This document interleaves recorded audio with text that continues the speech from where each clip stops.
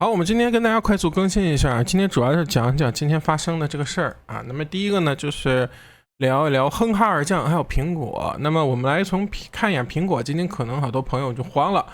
啊。是这样的，苹果在这一段呢，我其实并没有怎么做。我给大家分享一下，就是说我对苹果怎么看的，就是苹果作为美股的股王，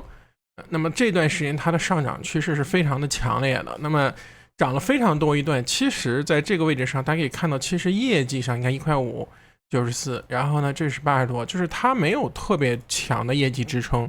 啊。那么但是市场呢给它了一个非常高的估值，那么其实是什么？是一个估值的扩张，估值扩张也没有关系。那么我看一眼，大家看，就是如果你去看它的。简单，我们就用 PE 来看的话，那么一般来说，它的扩张的高点大约苹果就是在40附近。就是如果有一段炒作，大家知道这是当年炒作那个电动车啊，苹果这个炒作电动车猛冲了一下，那大约就是能到40附近。那如果它现在来说，以苹果的估值，大约18到20附近是它整个的这么一个低点。那么你说它之前有没有低点？比如说19年的时候来到11。那么还有就是更之前的话，你比如16、17年的话，那么它就是在11和16之间进行一个震荡。但是呢，我们现在来说，苹果由于它的这个市场对它的这么一个青睐，或者说我们现在科技板块普遍比较强，估值普遍比较高的情况下，所以苹果现在的话，普遍维持在20，就是一个比较 OK 的一个价格。那么我们现在简单的用 PE 来看的话，其实这个位置上它还在30是个偏高的数字。所以它这一路上涨过来的时候，它的基本面是没有跟上的，所以它出现了就是跳空一个下跌之后，主力的这么一个类似于出货的这么一个行为。那么今天这个上涨反弹来补这个缺口没有补上以后，今天这个阴线呢，其实要从消息面上来说，是中国和欧洲都有负面消息。那么消息是什么呢？那就不是我们频道给大家分享的，我没有任何兴趣给大家读新闻，你们去其他的频道看就完了。那么这个位置上就形成了一个什么类似于次高。那么什么时候我认为苹果是一个比较好的买入呢？那么我们也不做什么技术分析，就大概的它只要能回到一个比如说20，对吧？你回到20左右，那么现在30到20，那可能这个有点多。那它可以靠什么呢？其实不用等那么长时间。大家知道为什么吗？因为有的时候啊，我们说30到20，那可能要跌将近1/3。那这个跌1/3的话，可能就得到120才能回到20，但实际上不是这样的，是因为苹果在这个位置上，它还可以就是靠横盘，比如横盘来等几个季度，让它的这个业绩，比如说业绩追上来。当你的业绩能追上来的时候，它再加上什么非常重要的一点，就是为什么美股能长牛啊？我这里稍微多说一点，因为每次一发视频，就有一个人留言说。什么股票涨了多少倍，它业绩其实才涨多少倍，它们之间是不是一个泡沫？我觉得这个想法来说是缺少了一个非常重要的点，就是我们很多科技股在上涨非常非常多或非常厉害的时候，它并不是因为它的业绩上涨的这么快，而是因为它同时有大量的股票回购。就是当你股票回购的时候，它有的时候不需要跌1/3，它的这个 PE 仍然是向下冲，一个是业绩向上涨。一个是它股票向下低，还可以加上它的股票回购。股票回购的话，苹果这都上万亿的回购了，已经这些年。所以你可以看到，在回购的过程中，价格可以不变，但是呢，它的这块，比如说大家可以看它的 PE 就会发生一个什么，就会降低啊，这就是看到就是我们股票，尤其是美股上涨的，可以说是最大动力，其实就来自于股票回购。那么每个公司的估值并不是简单的它翻多少倍。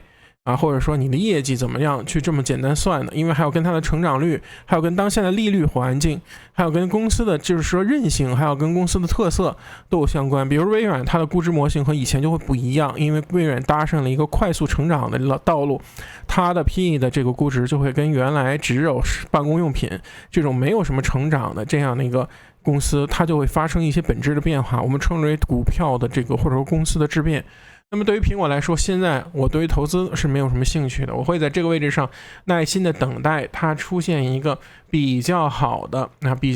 这么一个合理估值的这么一个点，因为现在对于它来说，你 P 30多还是一个比较贵的，所以苹果从投资的角度来说，它现在不是一个非常好的点，因为这个从投机的角度来说也不是特别好，是什么呢？这个位置上形成了一个次高啊，形成次高。那么这个位置上形成次高之后，就意味着什么？意味着我们这个地方形成了一笔上之后，它是形成了次高，那么它就形成了一个标准的一个第二类卖点。那么你如果是一个空头，你在190做一个止损的话，你只要守住啊，那么这个概念称的就是你反过来看，其实就跟阳线一样，我们守住就守 K 守这个阴线就可以了，只要它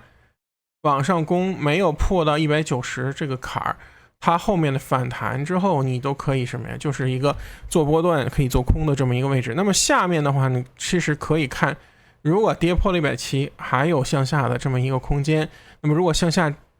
在0轴向下的话，那么整个这个苹果走势是偏弱的。但我个人的话，不是太希望或者说去做苹果的空，是因为苹果作为股王啊，就是它一旦超卖去下跌，就总是会有很多的机构，或者说很多的小的机构啊，对冲基金都进去买多，而且再加上有这个股神巴菲特的这么一个加持，所以说它的走势呢不会说是完全的失控。我们做空，其实我们不是说光去做一个趋势，我们希望的是通过衍生品，我们比如做一个 put 呀，或者做一什么，我们希望走势失控，就突然间一个暴跌呀，造成别人出现崩塌呀，股市崩塌呀，我们说认为倒血的筹码呀这种状态。所以说，这是我对苹果的这么一个看法。好，那我们今天主要是更新，还有就是哼哈而降。那么特斯拉呢，在这个位置上，我恰恰跟大家很多人想法可能不一样。就是我们把这个系统，我先把这个系统关掉。我们先关掉它之后看，大家看啊，这个阳线出来了以后，大家很多人啊又高潮了，高兴了。为什么呢？因为这个位置上又大阳线又大赚，对吧？然后呢，这个周五的阴线出来了以后啊，周五阴线出来以后，那么昨天周二是一个阳线，把阴线几乎都已经反包回去了。那么这个地方其实是非常强势的一个组合啊。那么今天再出阴线的话呢，大家又慌了。所以说我们可以看到大量的股友们，其实他的这种情绪就是随着一根阳线一根阴线在这里进行波动。而我平常在交易的过程中，我并不是特别看重要买在所谓的什么低点啊，买在一个什么超在什么底部，我要找的是我们交易过程中所很好的一个叫 set up， 就是一个损益比特别好且风险控制比较容易控制的地方。在这个位置上抄底是可以的，但是你这个位置向下跌，你就要马上止损，它向上的空间特别难把握。那么现在来说，我们看2次的一个小横盘区形成了啊，2次小横盘区形成了。所以我在2次横盘形成，我就马上说昨天我们是刷的哼哈二降啊，对，那市场深度走弱，情绪上可。那么今天哼哈二降一体弱了以后，我们就龟缩，等下个机会。那么特斯拉这里只要不破241，后面突破260做波段啊。那么因为我看了第一个留言，就是说突破260做空，然后问问题，然后我当时我今天其实有点我不知道是我没说清楚，还是说这个表达我突破不是突破，大家是突破，只要一突破大家都是做空嘛。我觉得这是一个逻辑上我可能不是特别能理解，可能或者我们这是产生了非常大的这么一个跟大家产生了比较大的这么一个 gap 吧，我也不知道。就是现在形成了2个，大家看形成2个区间，一个区间是在240，一个区间是在260，而且它是出现了一个什么？一个阳线之后一个调整，然后呢又出现了一个阴线，就再出现一个阳线。那么如果想走加速的话，一旦向上形成突破，那么在这个位置上就会形成一个非常强力的主升。那么这样的话，突破260之后，它后面会有一个比较好的升段上升段。那么也就是在突破260之后，你可以等它稍微一个回踩就上，那么也可以直接突破就做。那么你的止损其实在260附近，甚至比260稍微低一点啊，来给它做一个缓冲。那么你如果是说我们要做一个突破嘛，就是我的意思其实是，尽管是这个位置看到之后我也不会做低吸，而是我会在这选择260的突破。那么260突破一定是买多呀，对吧？就突破的时候做空嘛，对吧？就是我们这个逻辑大家要搞清楚，没有是突破的时候做空啊，对吧？所以好，那么我们再向下看的话，大家看啊，这里有一个特别有意思的点，就是这根阳线如果在这个位置上240出现了一个咱们说跌破的一个位置上跌破，那么它如果要是跌破的话，那会怎么样呢？那么会把这样的一个筹码，就是在这中间的一个吸筹的地方全部成套牢盘。那么下一个关注的就是210的这个支撑。那么这样的话，我就会发现一个点是什么呢？就是如果240突破跌破，对吧？240的一个跌破，我可以向上，我可以向下看到一个210。那么我的潜在收益是30，那么只要离240越近，比如说下抽再往上弹一下，再向下，我只要能做出一个5:1，或者说1比，就是咱们说损1比1:5左右的，那就是差不多。如果能6块钱左右的一个止损，那么有30块钱左右的盈利，那么这有1:5左右的话就可以做。那么这个地方突破的话，也是可以回踩做，也可以直接突破上。我们把止损稍微设的稍微宽那么一点点，比如说来个5块钱的，那么向上的空间就是至少要封这个缺口处，那差不多是285。那么你这样的话也有一个25块钱，那我尽量把它控制在5块钱的成本，那么就是1:5。那么还有没有其他的一个交易方式呢？就是在这个横盘的过程中，我们知道 IV 在这个位置上现在也不是特别高，现在大约在17%的这么一个位置。那我可以做什么呢？我可以做的稍微宽点，就是我上面做一个280的，现在不是250吗？上面是30，280的靠，然后同时卖一个更上的，比如说我再上一点，比如说330，我就这瞎说了，我还没有做研究啊。再卖一个做一 call spread， 或者说直接就280的一个 call。然后呢，下面的话就是往下的话，比如说你一旦跌破的话，那我们可以向下30，那么就差不多是220的一个 put。那么我看了一眼，价格大约就是14左右，那么两个加起来28，这都 November 的啊，就是11月的。那么它只要形成一个突破或跌破，就会在这里形成一个什么呢？形成一个趋势。那我在这儿的话，就可以先从期权上小量布局，然后呢，等它突破了或者跌破之后，再在正股上进行一个布局。我不明白这样的讲，大家能不能就是理解的更加清楚了？好，我们把我们系统打开。那么这个发大财出来了以后，这里面现在正好是回踩生命线。回踩生命线之后，你如果要是说逢低做多的话，那么今天回踩在生命线做止损，你这里也可以回踩，而且守住50日线，其实是偏多的。你仍然可在这里，你如果要是通过这样的一个系统的话，是在这儿附近做交易。如果我们的系统你在这儿做交易也可以，就是即使我不是说我说的那种系统，而是说你通过我们的这个生命线、50日线加上它的这些信号和颜色来做，也完全可以啊。所以如果你不管怎么做，我们其实这里不是你都可以找到一个可以盈利的这么一个方法。那么返回来看哼哈二将中的这个英伟达，大家看英伟达今天也是压在了生命线上。那么我们可以看到整个它的这一段走势啊，这一段走势就已经什么呢？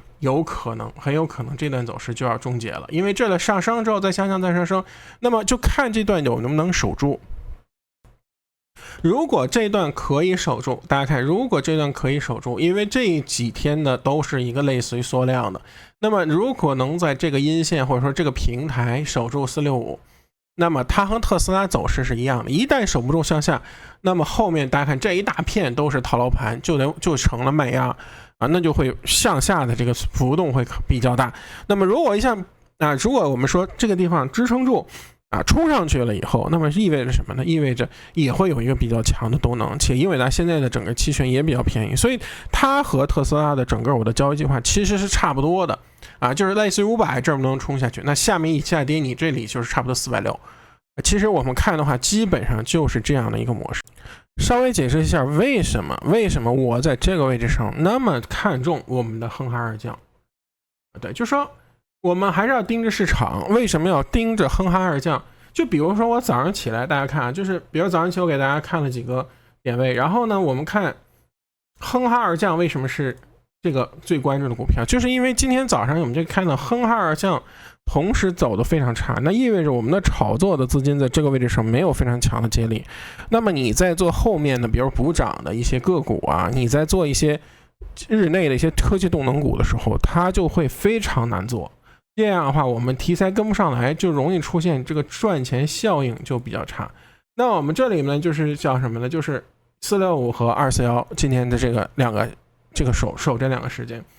那么如果是日内的话呢，我也给大家去说，这4450嘛，这里是一个伽马5，那么这个就是日内了，具体我就不多讲了。啊，这里具体不多讲了。好，我们回到就是哼哈二将上来说，就是因为哼哈二将在这个短期内是一个代表市场情绪或者说市场主要的炒作资金的所在的位置，所以我才会为什么把它拿作我们整个市场分析去做个股和其他的日内还有短线短炒筹机的这么一个风向标。为什么我们一直盯着它做，就是因为这样的一个原因。等市场如果换了一个主题，那么我们的可能就要换，比如说不是哼哈二将了，我们有葫芦娃，对吧？比如说7个什么什么样的股票，或者说我们是3兄弟，或者什么什么样的股票。那么我们再找到它的一个主线，或者说找到资金所在的一个位置。所以我们通过观察哼哈二将，其实并不是说非要做其中的一个或都做，而是选择通过观察它而对市场产生一个认知。好，那么今天的快速给大家更新到这儿，我们下次再见。一个小的通知，通知大家一下，就是我们的那个期权的课程的攻略，我们又更新了一个美式期权和欧式期权的对于交易的一个影响，我们的团队小伙伴加班加点。然后我的这面的一个收费的更新是更新了一个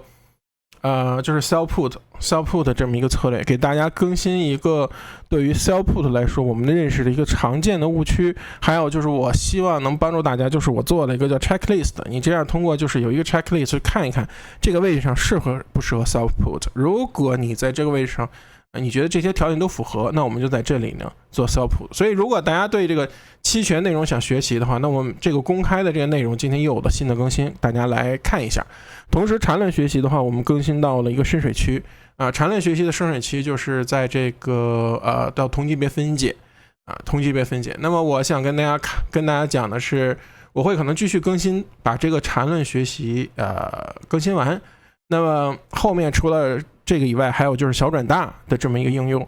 我觉得也是比较难的，然后再往后反而是相对比较容易的。那么缠论最核心的，包括我们说走势必完美，还有3类的买卖点，什么叫走势类型，那么这个都还有什么是背驰，他用了这个禅师用了多节课讲这个背驰。那么我觉得我的这个讲解配合我的一些理解吧，应该是希望能对大家学习缠论中有一些帮助。那么整个这个是免费的，大家呢有兴趣的话就来引入一下。好的，拜拜。